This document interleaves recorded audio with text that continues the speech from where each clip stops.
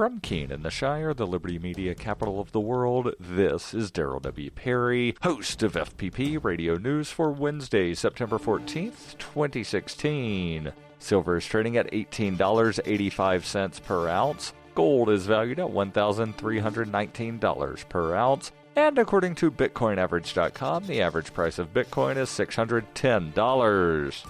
Antiwar.com reports excluded from the Syrian ceasefire but not being attacked for at least the first 7 days. The Nusra Front is angrily condemning the conniving U.S.-Russia brokered ceasefire as a plot to divide the rebels and to ensure that the Syrian government remains in power. Nusra, a longtime al-Qaeda affiliate which rebranded in recent months, insisted that they don't take orders from hypocritical tyrants and have no intention of respecting the ceasefire, saying they will continue to carry out jihad in the country. Nusra was not a party to the February ceasefire either and used that fact to gain considerable territory. This time, however, the U.S. is warning their allies of dire consequences if they keep supporting Nusra in their expansions, even as Secretary of State John Kerry suggested joint targeting of Nusra was possible in the future if nobody attacks the group for at least a week. Russian Foreign Minister Sergei Lavrov on Tuesday urged the U.S. to recognize that Nusra remains a terrorist organization even if it is not technically al-Qaeda's Syrian affiliate anymore, and to carry out joint attacks against the group as soon as possible.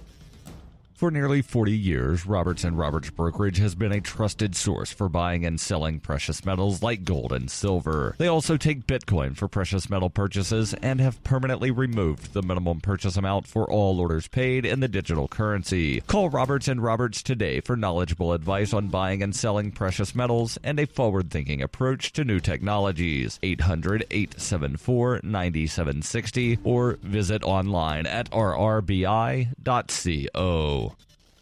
UPI reports federal prosecutors opened their criminal case against Ammon Bundy and several followers on Tuesday stemming from the standoff at an Oregon wildlife refuge last winter. In opening arguments, prosecutors said the takeover of the Malheur National Wildlife Refuge had been planned for weeks and involved Bundy, his brother Ryan, and 5 others, all of whom face charges in the case. All 7 are charged with conspiracy to impede federal land managers through force and intimidation, and 5 of them also face gun charges. Bundy's self-styled Patriot Group seized the refuge for 41 days in January and early February. Prosecutors showed video clips in court on Tuesday of Bundy during the occupation, pledging to stay at the refuge for a long period of time and draw awareness to what he believed was too much federal government control over public lands. Assistant U.S. Attorney Jeff Barrow argued, "They moved as a military force. We are not prosecuting the defendants because they don't like the U.S. government." In Ammon Bundy's words, "This was much more than a protest." Barrow added, "They were taking a hard stand." Defense attorneys claimed that the occupation was a peaceful attempt to draw awareness to the issue, but authorities say it was not, claiming the group operated like an armed militia outfitted in camouflage. Out of 18 other defendants who are facing conspiracy charges, 11 have pled guilty, and the other 7 will stand trial early next year.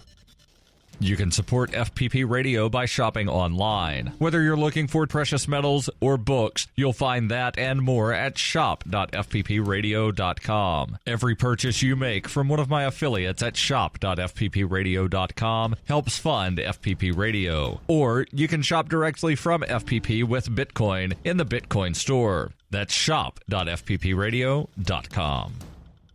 Reuters reports U.S. soldier Chelsea Manning, serving a 35-year prison term for passing classified information to WikiLeaks, ended her hunger strike on Tuesday after the Army said she would be allowed to receive gender transition surgery, according to the American Civil Liberties Union. The 28-year-old private, who was born a male but revealed after being convicted of espionage that she identifies as a woman, announced the hunger strike on Friday. The ACLU, which represented Manning, said in a statement that Manning's treatment will begin with surgery that was recommended by her psychologist in April. According to the ACLU, no transgender inmate has ever before received gender-affirming surgical treatment in prison. Manning said in a statement, "I am unendingly relieved that the military is finally doing the right thing. I applaud them for that. This is all I wanted, for them to let me be me." Doctors have recommended that as part of her treatment for gender dysphoria, that Manning, who began hormone therapy in 2015, be allowed to follow female hair grooming standards. ACLU staff attorney Chase Strangio said in Tuesday's statement that the government plans to still enforce the male hair standards.